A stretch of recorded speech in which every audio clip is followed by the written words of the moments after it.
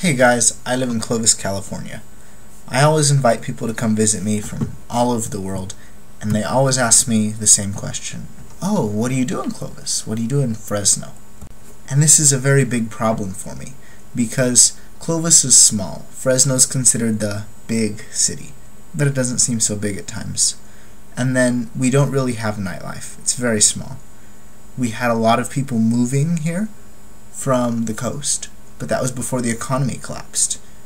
And so now people coming to Clovis to buy big houses, it doesn't happen anymore. And then Fresno County has the highest poverty rate in California. So we have tent cities where poor people live in tents. And if you go outside the city in any direction, you just see fields and fields and fields. But I have an idea. You don't come to Clovis, California, Fresno, California, for the city itself. You come because of the location. For example, we're 3 hours from San Francisco, 4 hours from Los Angeles, and 6 hours from Las Vegas. So any one of these are a nice weekend trip. Now about 30 minutes, 40 minutes outside of Clovis, we have a place called Cat House on the Kings. It's a no-kill animal shelter. They have over 1,000 cats, and many of these cats have been abandoned, so they love people, and we just go and we pet the cats, and they really appreciate it because they just want attention. There's also some national parks and regular parks that are located pretty close to us. We have Yosemite and Death Valley. Those would be national parks. And then Pismo, Hungry Valley, Jawbone. Those are parks that my family likes to go to. Yosemite National Park is big, beautiful. People come from all over the world to see Yosemite. And part of the reason is we have these really big trees called the Great Sequoias. I've been a lot of places. I haven't ever seen trees as big as these. If you go to the beach, we have Pismo sand dunes. And when you go there, there's an area of the beach where you can ride quads and dirt bikes. It's very fun. We have some, and so we take them over there and we go riding. You can also rent some on the beach if you need to.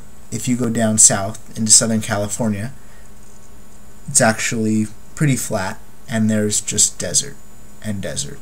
So you can ride as fast as you want. And we've discovered like mines down there and all kinds of stuff. It's very fun. You go camping because it's about 4 hours, so we would go down there for a weekend, 2 days, something like that.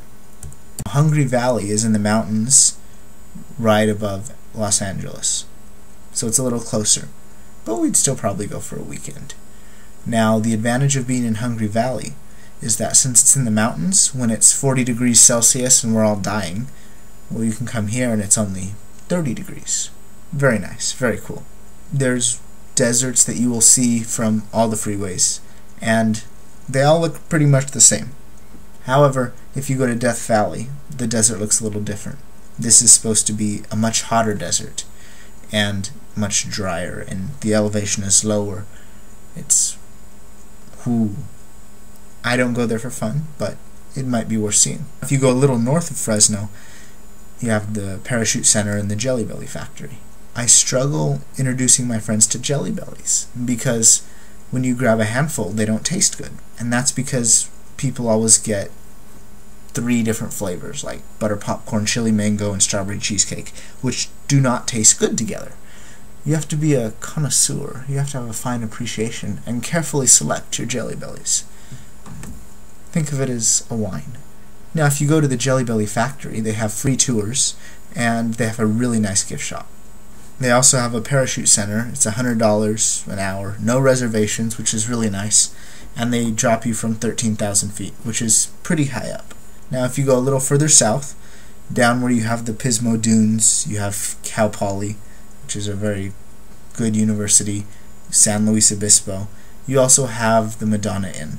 And then over just above Los Angeles, you have Hungry Valley, and then Six Flags. When you're near Pismo and the Madonna Inn, and there's many little beach cities along the coast that have laws in place that prevent anyone from building buildings there. So the cities stay very small and very nice and very quiet. We also have the Hearst Castle. This is probably the only castle in California and in all of the center of the United States. We don't have a history of a huge wealth disparity like Europe. Our history is much smaller, so we don't have castles like this. Now, the Madonna Inn is really good for honeymoons. It's a little expensive just for casually staying there. Every room is different and just decorated in an amazing way. Six Flags Magic Mountain. Everybody's heard of Disneyland. Disneyland has all the characters and the kids and blah blah blah. Six Flags has some characters, but it's a little more grown up. It's more for teenagers, adults. There's a lot more roller coasters. So in conclusion, you don't come to Fresno, Clovis, to stay in the city. You come because you're in close proximity to almost everything in California. Thank you. Have a good day. Come visit.